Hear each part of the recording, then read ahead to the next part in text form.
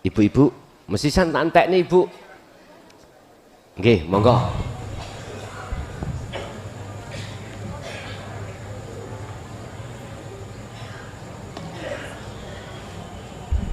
Assalamualaikum warahmatullahi wabarakatuh.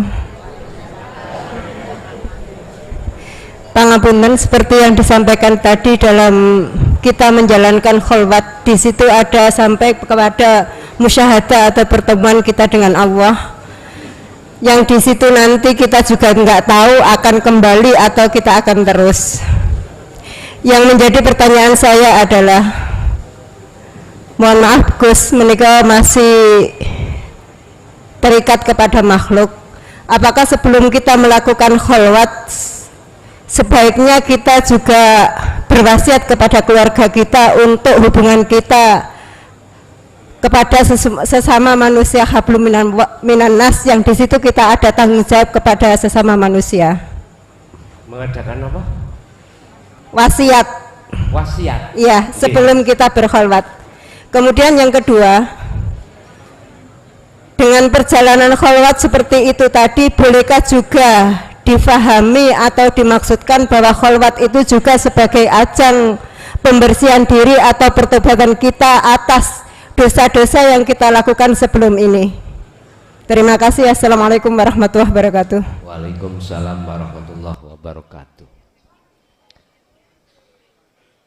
Kholwat bisa diterjemahkan seperti itu, bahwasanya kita sudah meninggalkan dunia, otomatis berwasiat itu boleh.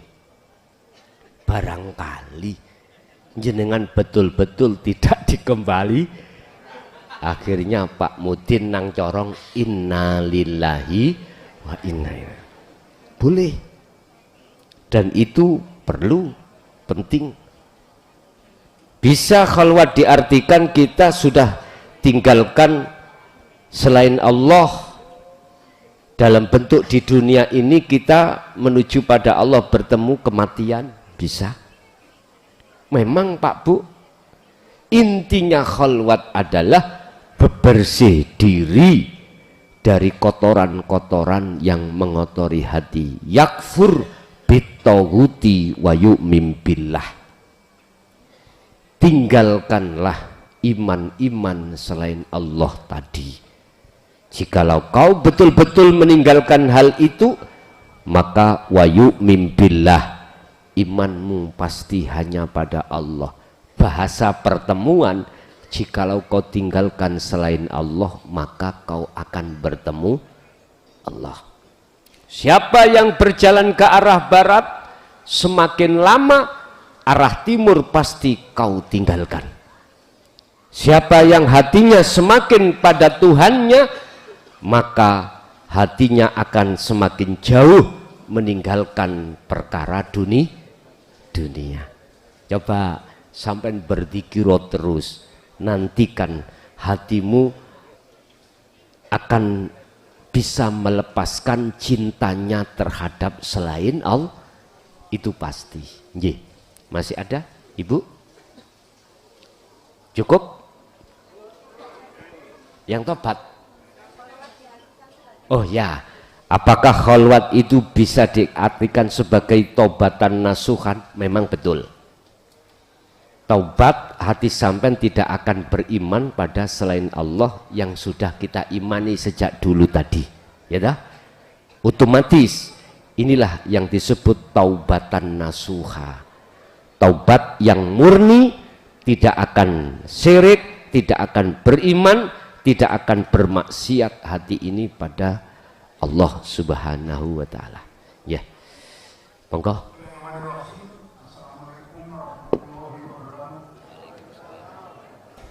Nama saya Agus Tulus dari Trenggalek Munjungan, Pak.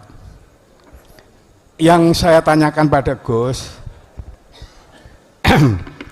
saya sebulan yang lalu ke sini Gus, akan menemui Gus Klason, tapi tidak bisa ketemu karena keadaan mungkin ya.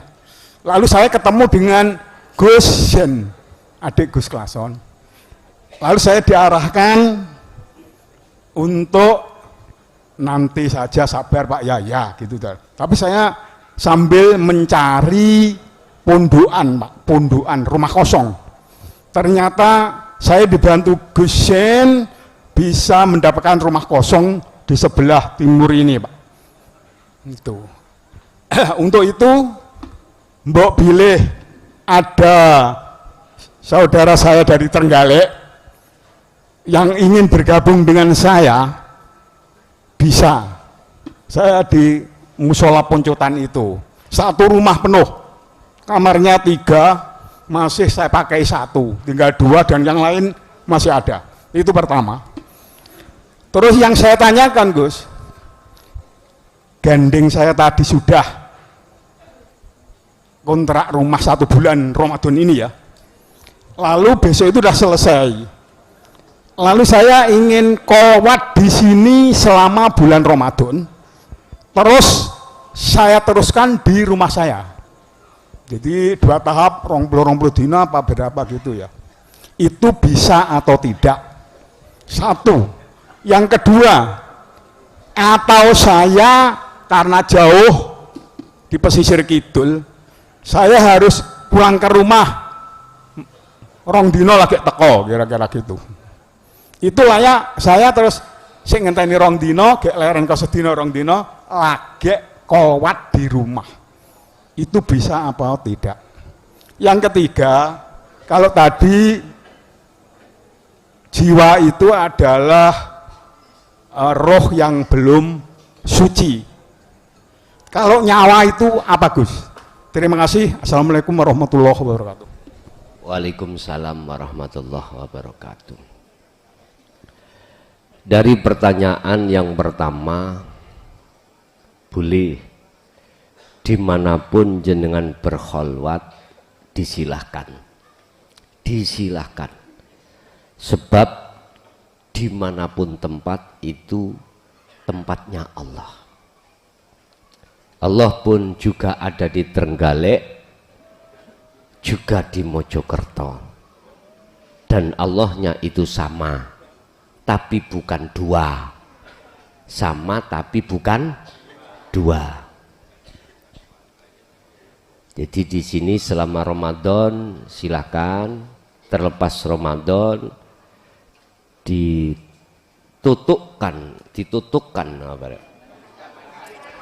diteruskan di rumah, nggih monggo, monggo.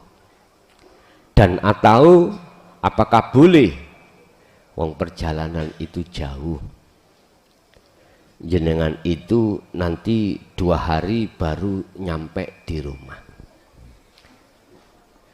Jikalau yang sampean maksud itu pelepasan diri dari pengaruh-pengaruh dunia secara ruhaniah, jenengan berangkat dari Mojokerto untuk ke Trenggalek, di tengah jalan jenengan ini loh, di situ ada Allah enggak? Ada tak? Di tengah jalan ini loh. Sebetulnya ini tidak dikatakan terputus, manakala hati panjenengan ikut tetap memegang tali Allah. Cuman yang dikatakan terputus itu pergaulan dari seseorang atau makhluk, nggak apa-apa.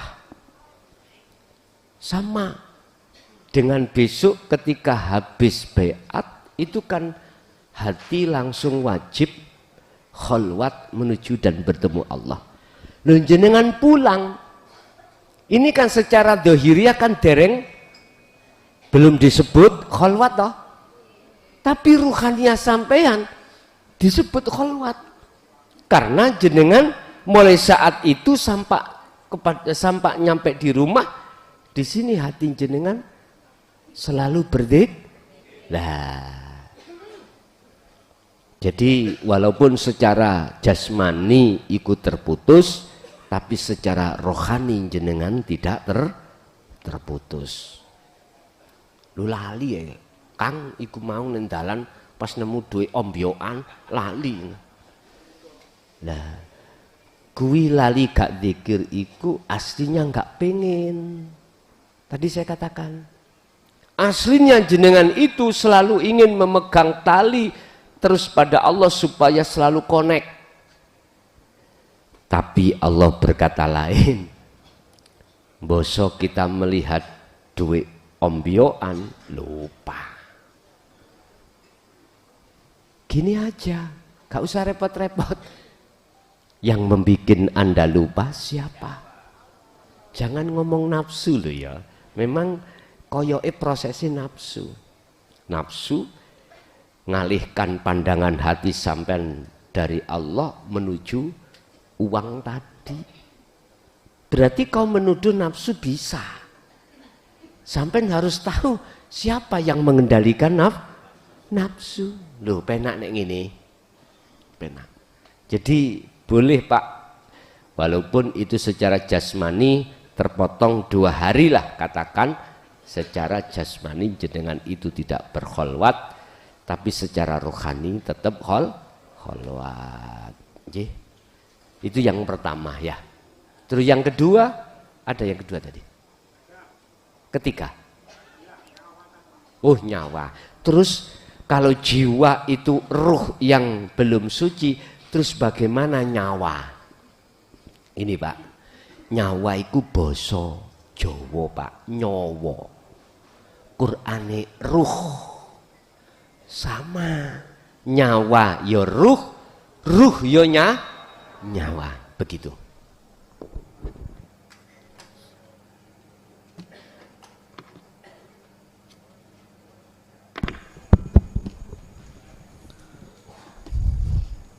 Assalamualaikum warahmatullahi wabarakatuh. Saya Abdul Aziz dari Sumeneb, Gus.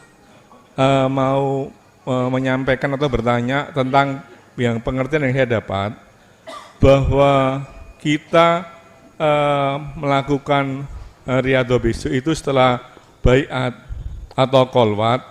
Gus kan ngasih waktu 40 hari, di mana saya tangkap tujuan kolwat untuk wusul kita nyampe ke alam musyahadah. Seandainya kita dipercepat oleh Allah, mungkin dalam waktu 3 hari atau 10 hari kita udah wusul. Itu selanjutnya apa kita terus melakukan dzikir khusus selama sampai 40 hari atau kayak gimana? Terima kasih. Wassalamualaikum warahmatullahi wabarakatuh. Waalaikumsalam warahmatullahi wabarakatuh. Mungkin jawaban ini dibuka di dalam surah Al-Hijr ayat 99.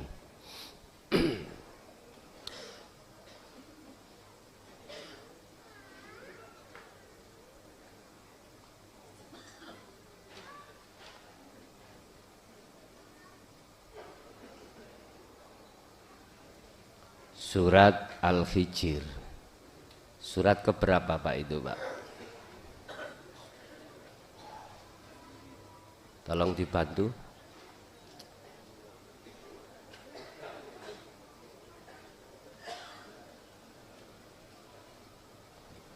Al-Hijr.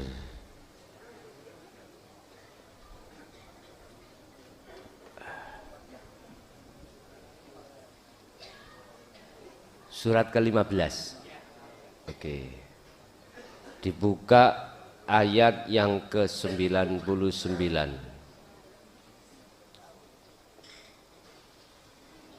Surat yang terakhir, ayat yang terakhir. Wa'bud rabbaka hatta ya'tiyakal yaqin. Ini proses Rasulullah ketika menyampaikan dinul haq. Terus Rasulullah itu mendapatkan cacian dari umat. Terus Rasulullah di dalam dadanya itu terasa sempit. Itu ayat 97. Walaqad na'lamu lan yepti temen-temen. Ngerti sapa ingsun Allah. annaka ing sak temene sira Muhammad iku yadhiku sadruhu,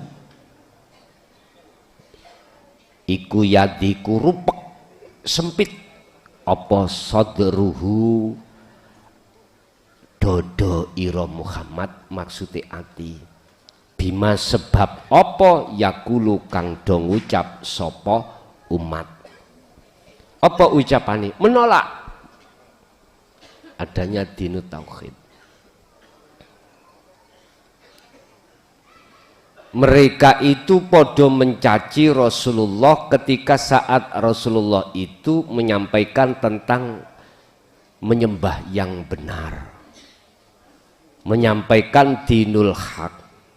Tapi akhirnya Allah mengatakan terhadap Rasulullah, fasabbih bihamdi rabbika, bersihkanlah Muhammad hatimu itu dari gambar-gambar makhluk yang mencaci. Artinya, lihatlah di situ ada saya yang membuat hal itu terjadi. Wakun minas sajidin, dan jadilah engkau di antara orang yang bersujud.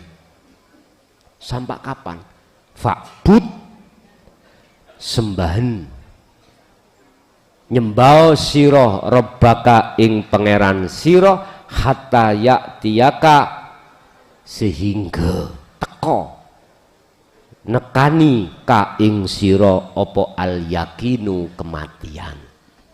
Artinya berarti kholwat iku sampai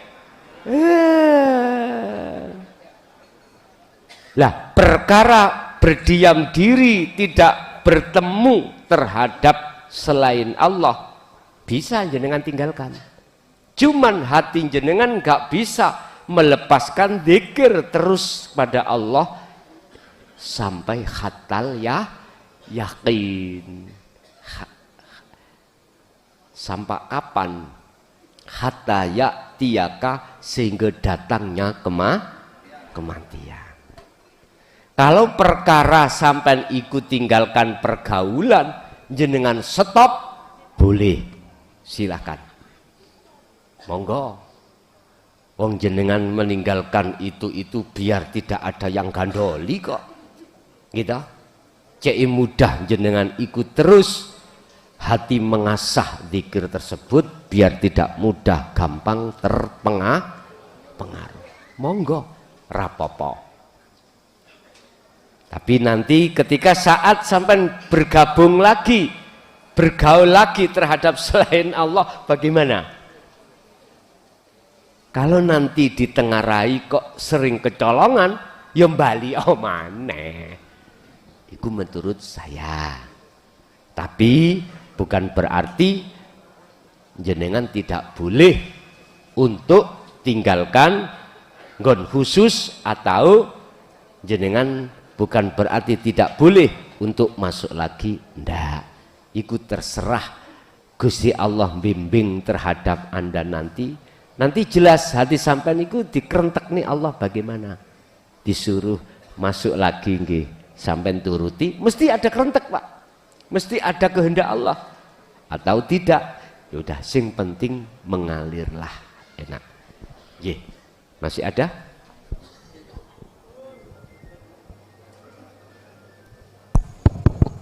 Oke, assalamualaikum warahmatullahi wabarakatuh. Saya dari Semarang, Gus. Nama saya Haryanto. Saya mau bertanya, moga-moga pertanyaan saya ini artinya pertanyaan yang artinya nggak terulang gitu ya. Ini saya menanyakan terkait masalah puasa Ramadan, Gus. Jadi puasa Ramadan ini saya pikir umat Islam akan mengejar Lailatul Qadar. Saya pikir umat seluruh dunia akan ngejar itu ya, untuk mendapatkan Lailatul Qadar yang artinya malam kemuliaan. Itu mungkin secara pandangan umum artinya malam yang lebih baik daripada malam 1000 bulan, bahkan itu sampai jadi hitung-hitungan mungkin secara syariah ya, artinya sampai ngitung 1000 bulan itu mungkin dihitung mungkin lebih daripada 80 tahun, artinya umur umat Rasulullah plus bonus gitu ya. Jadi artinya gini, Lailatul Qadar ini artinya bagi yang beruntung mendapatkan itu, yang saya pahami artinya orang yang sudah mendapatkan hikmah dan hidayah. Artinya hikmah itu dibukakan barangkali Al-Qur'anul Qadim ya, terus mungkin hidayahnya itu apakah itu suatu kewusulan. Artinya apa? Kalau memang hikmah dan hidayah itu istilahnya kan kemarifatan. Artinya umat Islam secara umum ketika mungkin 10 hari terakhir ya, bahkan dipilih hari ganjil gitu ya, itu melakukan itikaf, bahkan di situ melakukan zikir itu, ini artinya kalau tidak ditempuh secara hakikat makrifat, artinya itu kan sulit untuk mendapatkan kewusulan. Itu yang saya tanyakan, Dus. Artinya tolong nanti dijabarkan secara luas, secara hakikiyah itu terkait dengan Lailatul Qadar. Terus yang kedua gini Gus, artinya kegiatan ini artinya BIMTEK ini dimulai itu bulan Ramadan. Saya hanya sekedar pengen tahu saja apakah puasa Ramadan ini dijadikan suatu thariqah atau wasilah yang seperti jalan tol agar kita nanti artinya jalan tol dengan sistem wasilun, artinya sistem wasilun seperti Rasulullah itu mungkin yang dimasukkan kegiatan itu di bulan Ramadan ini. Artinya kalau di bulan Ramadan, artinya Lailatul Qadar itu yang ketiga ini, Lailatul Qadar itu berarti kalau tidak berarti di bulan Ramadan saja, kalau memang itu dari sudut pengertian dari sudut hakikiyah dan makrifat ya. Artinya bisa ditempuh setelah Ramadan juga gitu. Saya pikir itu Gus, tiga pertanyaan saya. Terima kasih. Wassalamualaikum warahmatullahi wabarakatuh. Waalaikumsalam warahmatullahi wabarakatuh. Lailatul Qadrin khairum min alfi sahrin, tanazzalul malaikatu warruhu fiha biidzni rabb, dan seterusnya. Di dalam keterangan hukum syariah terkait Lailatul Qadar itu khilaf, beda-beda pengertian atas keterjadinya Lailatul Qadar. Ada sepertiga yang terakhir, tepatnya di tanggal-tanggal ganjil, malam selikur, 23, selawe, dan seterusnya. Mereka yang menggunakan hal ini, istihadnya itu dikarenakan Allah itu ganjil. Oke, sah-sah saja. Justru ada yang mengatakan bisa jadi Lailatul Qadar itu jatuh di awal bulan Ramadan. Monggo saenake panjenengan. Di situ dikatakan lebih baik daripada 1000 bulan. Kalau dihitung Yeski wetengene 80 tahun. Monggo. Tapi izinkanlah kami mengambil makna daripada Lailatul Qadar, apakah itu hanya terjadi di sasi Ramadan sesuai dengan keterangan di dalam hukum syariah, apakah seperti itu, dan apakah itu terjadi sejak hari ganjil.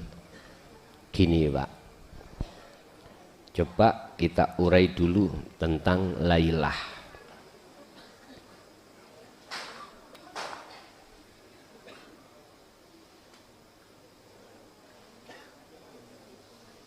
Lailah.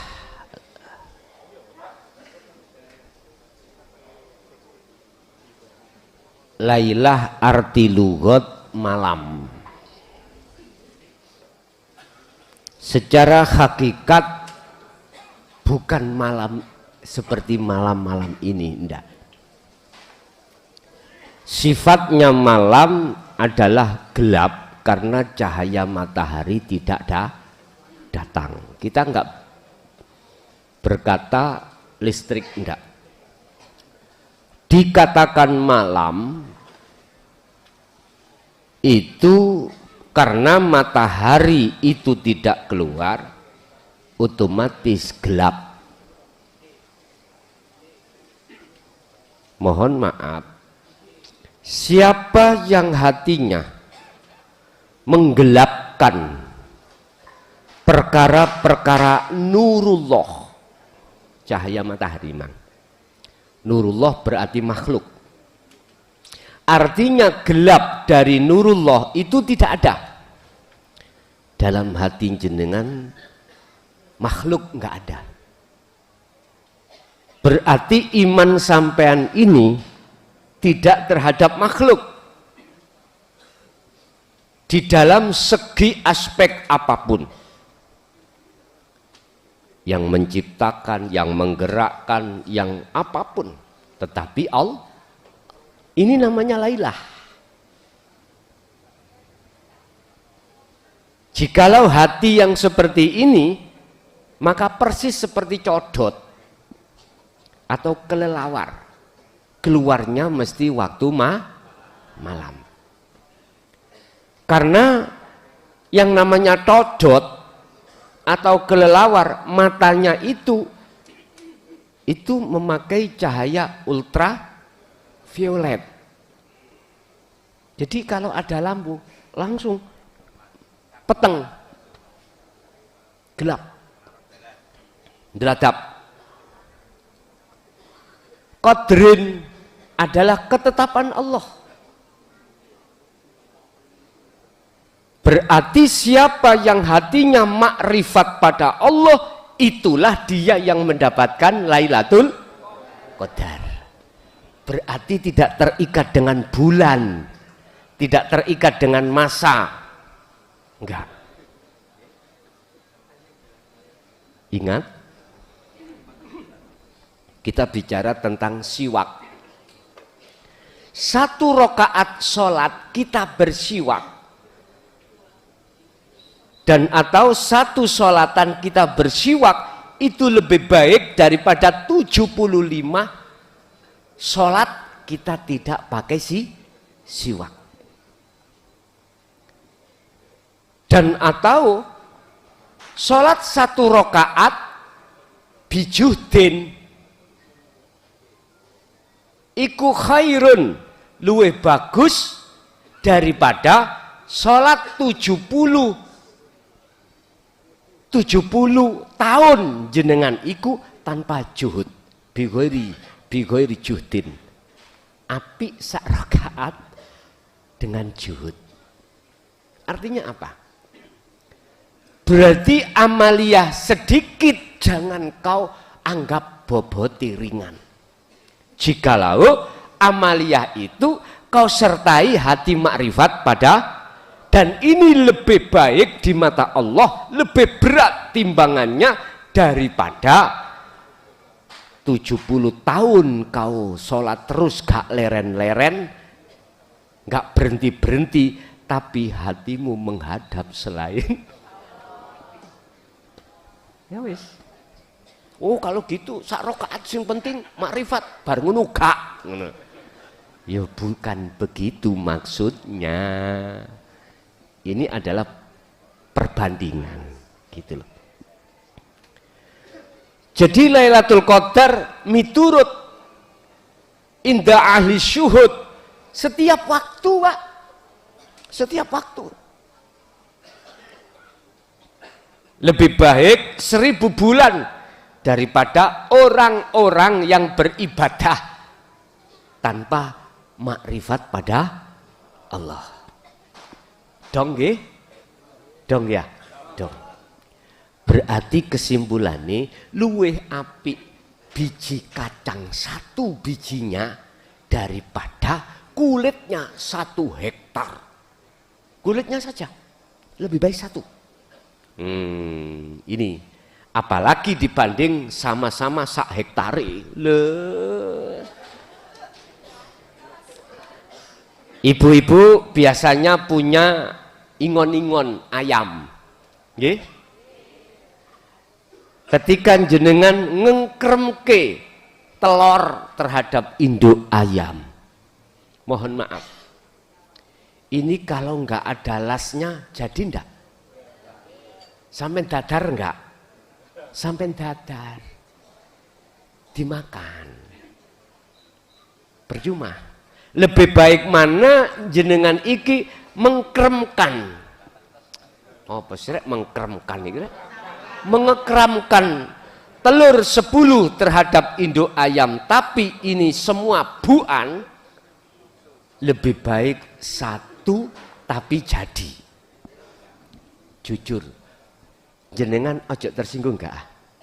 Wallahi, lebih baik santriku mek sitok tapi dadi daripada ribuan buan kabeh. Wis, sampean sikapi dhewe. Estu. Tapi bukan berarti kita tidak ada pilihan lain. Banyak tapi lah piye carane? Lah Nur Muhammad sudah ditaruh Allah berupa ilmu. Setelah ilmu jenengan dapatkan, yaitu Nur Muhammad, amalkan, laksanakan kholwat itu. Inilah bentuk namanya ayam itu, namanya ayam ngengkremi telur. Sampeyan tanya, filosof mengapa induk ayam ketika ngengkremi golek lanangan enggak? Halo, boten. Makan dia juga dikurangi, tapi 1 nelek pisan ambune, masya Allah. Tapi ketika keluar dari tarangan sarangnya, petik jago oper-oper, tapi dia tidak mau, ingin kena, lari, naik lagi dia. Artinya jenengan kalau bisa ketika kholwat ojo golek lanang, sing lanangan ya ngono, aja golek ibuke. Wis paham nggih? Mangan dikurangi tegese poso, maksudnya puasa. Wis dah baru enak, gur poso tonto 1 bulan 1. Kalau apa 3 hari, enak. Ada yang kejam loh Pak. Mulai kholwat wajib gak makan sampai kapanpun. Wih, golek mate ya apa? Wis ndak. Memang Pak Bu, puasa itu ada nilai tersendiri untuk mendorong jenengan. Termasuk jenengan selalu memegang hadas kecil dan besar. Itu juga faktor aja secara proses. Ya. Jenengan terus berzikir itu juga faktor proses. Tapi kalau sudah sampai bertemu Allah, Gusti Allah dawuh ngene. Dawuh begini.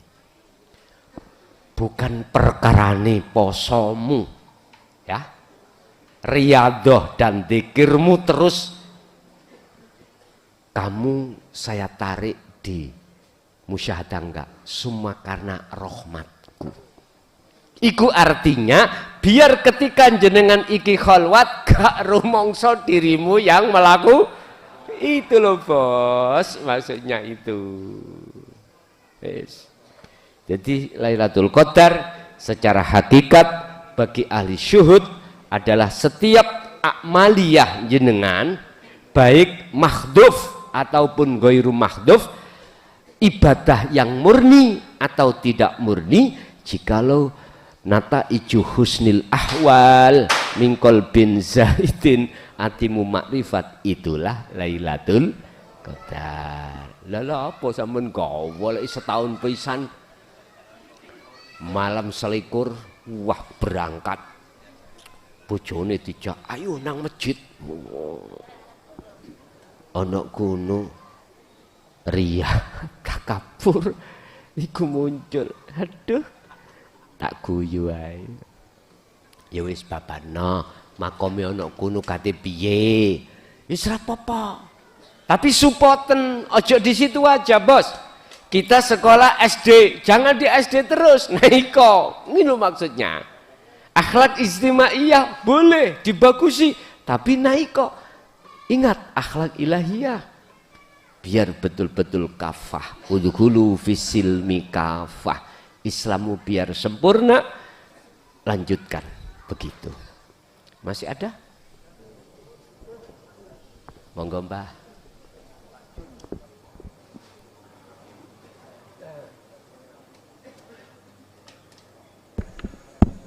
Assalamualaikum warahmatullahi wabarakatuh. Nama saya Junisworo dari Mojokerto. Pertanyaan saya tadi Gus Mengelason sempat bilang bahwa kita nanti akan diberitahu mursyid kita mau apa.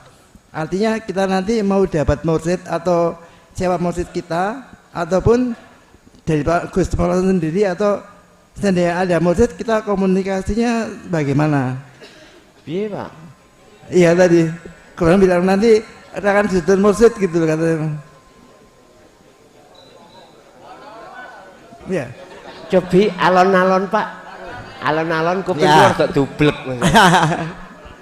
Tadi Gus Melason bilang bahwa nanti kita kalau kolwat nanti tergantung mursyidnya mau nyuruh apa gitu loh. Oh gitu. Nah, artinya apakah kita nanti dapat mursyid atau kita nanti siapa tahu mursyidnya, terus komunikasinya pakai apa ya dengan mursyid itu gitu loh. Oh ngata Yeah. komunikasi. Nggih. Mursyid itu ada dua pandangan Pak. Secara hablum minan nas, guru akhirat itu manusia. Ini sih proses lo ya. Dialah mereka, beliau-beliau itu yang mengajarkan dan memberikan petunjuk terhadap hati kita khusus terkait bagaimana cara untuk menuju dan bertemu Allah. Khusus ilmu itu aja. Nah, disinilah nanti tergantung mursyidnya sendiri-sendiri. Menyuruh kholwat berapa hari, berapa bulan, berapa hari. Satu. Nah, yang kedua, mursyid secara hakikat. Mursyid itu apa tuh Pak? Sang petunjuk jalan. Sang petunjuk jalan. Secara hakikat ya urip ning dalam diri jenengan. Itulah yang disebut Allah Subhanahu wa ta'ala. Dan itu nanti jenengan dikasih waktu berapa hari. Tergantung. Yang jelas dalam hati sampan itu nanti ada bisikan atau petunjuk untuk terus lakukan. Kalau tidak, udah nanti ada di dalam hati sampean. Terus cara komunikasi terhadap mursyid bagaimana? Sekarang kembali kepada mursyid makhluk. Ya ambil HP. Ambil HP bisa nomor sing sampean ketahui boleh dan atau bisa bertemu secara langsung boleh. Lah komunikasi jenengan kita kepada mursyid hakikati itu bagaimana? Dengan zikir. Dengan zikir itulah cara komunikasi jenengan kali kula pada Allah. Udah nanti di situ ada warid. Udah. Sampeyan mengkit dengan warid itu akan memberikan petunjuk, oh gini, engko kamu gini. Beres. Sing penak cekelen mursyid secara hakikat pun wis penak tok niku. Nggih. Sudah cukup? Ya. Ibu enggak ada, Bu? Sangat. Pun. Bapak Ibu hadirin jamaah rahimakumullah, sekali lagi sebelum kita tutup, besok adalah puncak dari kegiatan dasar tauhid sekaligus sebagai setrat khusus bagi pemula untuk melaksanakan kholwat. Mulai awal sampai akhir barangkali ada hal-hal yang kurang berkenan di dalam hati jenengan, kula atas nama pribadi nyuwun agungi pangapunten, dan semua apa yang telah diberikan Allah pada malam hari ini berupa ilmu, kefahaman, jadilah ilmu itu yang bermanfaat ila yaumil qiyamah terhadap anak putu kita. Lahumul Fatihah. Bismillah.